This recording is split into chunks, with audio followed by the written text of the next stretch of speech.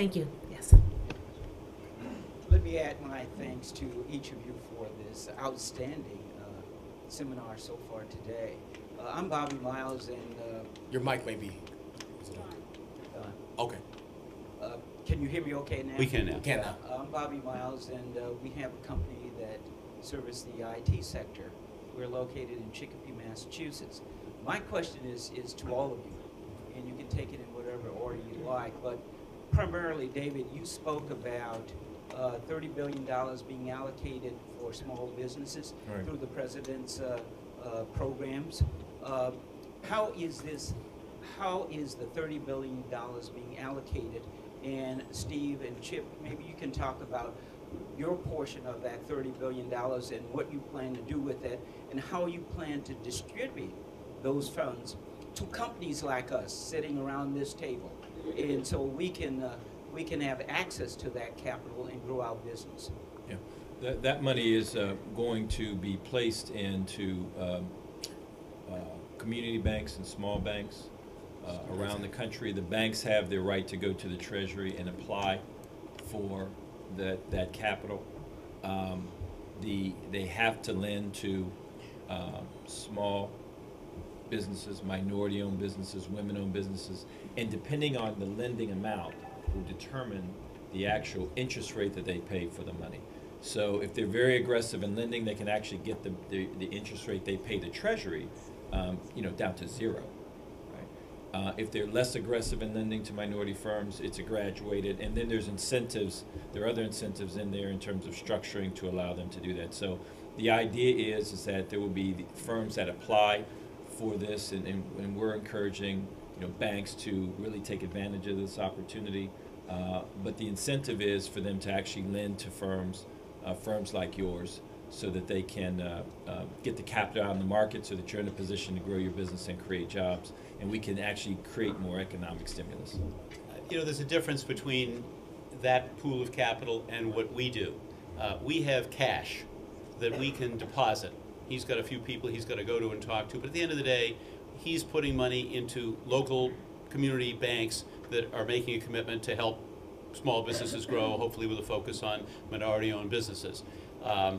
This program, if I'm not mistaken, $30 billion is really left over from the TARP program, and this is an investment of capital in those banks. So essentially, the government is going to buy preferred stock in these banks, and then they will increase the capital base of those banks, and then they use that capital, and depending upon how they use the capital, they can reduce their interest rate dramatically that they pay the government, so it's to their advantage.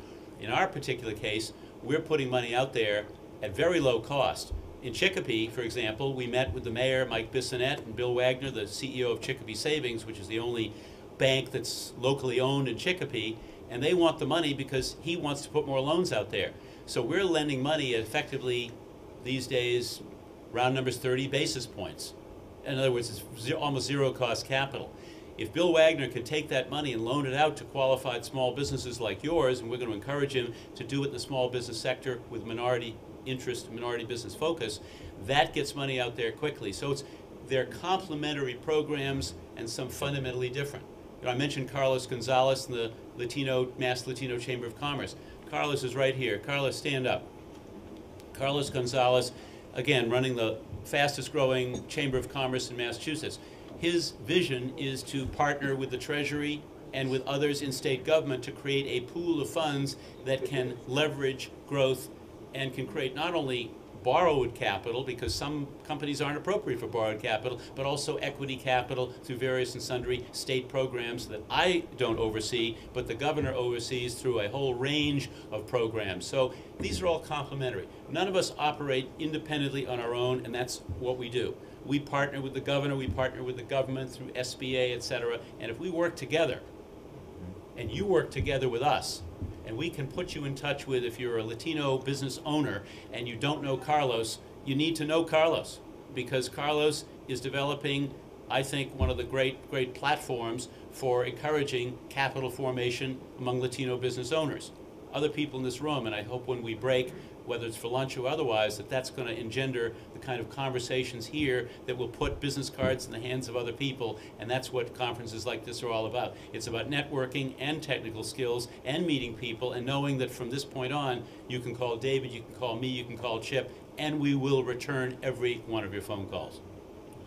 Okay, we have time for one more question in an effort to stay on course. Oh, Oh, I'm sorry. oh, you know what? I'm just gonna say one. No. I think Steve's. The only other point I was gonna make is that, Steve brought something about that every program in every state works differently, and I think that's very important because even though Steve has a small business investment program, our program is a little bit different. We put money in non-interest bearing accounts, hopefully, so the banks don't have to pay any rate to us. Some programs have linked deposits where they, in exchange for a lower interest rate, they're getting money out. So there are different ways that you have to understand the nuances of the program, but more importantly, I think one of the key things I would always remember is that understand where the Treasury is putting the money. So in other words, which banks have the program, because you could be going to the wrong bank, or is it as an SBA component? So understand as a small business owner where these opportunities are, and that's be the only piece of advice I would give you there. So it comes back to that preparedness you talked Exactly. about before. Yes. Good morning. My name is Nelson Rainieri. I'm Vice President for a company called Liberty Power. We're a retail electricity provider based in Fort Lauderdale. So my first thank you for climate controlling the room for someone from Florida. I also went to school and graduate school here, so I'm very happy to see that the tradition and the practice of being at the vanguard of change and bringing the public-private sector together continues. And Dr. Fred, thank you for the invitation. My question is one of, to get a sense of kind of a reality check if the following idea makes sense. Both of you are states where competitive suppliers of electricity exist, where energy prices now are at a low point, but where energy consumption or procurement for especially small businesses is always a challenge. And you both have very solid credit ratings. Why is that important? Because what we've seen in our company, and we serve now tens of thousands of small to very large customers in these states that are deregulated, when we go out to buy power, the credit rating of the customer that we have is critical. And what I'm trying to think about is when you talk about, for example, Latino Chamber or other chambers that have a possibility of working together, pulling that buy, maybe working with one of your agencies that would somehow in the value chain be able to benefit from that strong credit rating to work with us or frankly anyone else that would be able to find the synergy or the benefit of that strong credit rating to then pass along those savings to frankly customers that at this point would not benefit from a strong purchasing backstop, if you will. It's a very interesting point because, and Colin McNaught could probably talk for a good long time about how if you come under the umbrella of an entity that has a higher credit rating, how you can save money for the entity involved itself. We're doing this deal that Suzanne Shank and John Carter and Siebert Branford Shank is doing is a refunding, and because it comes under the general obligation rating of the state, correct, Colin?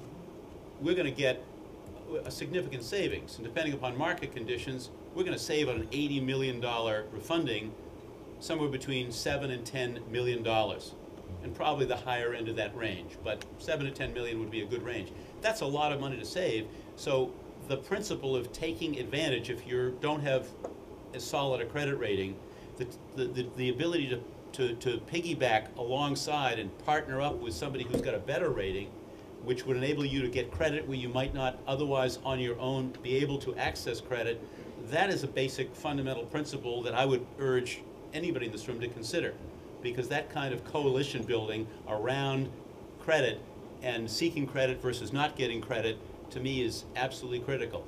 Small emerging growth companies that can come under a different umbrella. Carlos, for example, has got an idea, I won't go into it in the interest of time, which I think will give him an opportunity potentially to access markets for significant dollars. Many of those companies that are part of the Latino Chamber might not be able to get credit on their own, but through Carlos, through the Latino Chamber, through his program, they may very well. So that kind of principle, I think, is worth focusing on. It's a very good point that you brought up, that you bring up. Yeah, and I second that. I think that the pooling, I think there are two parts of your question. One was, whether or not a private entity can jump off the state's credit and potentially get some, in Delaware, as I think I stated during my presentation, we protect our AAA bond rating like it's the vault. So,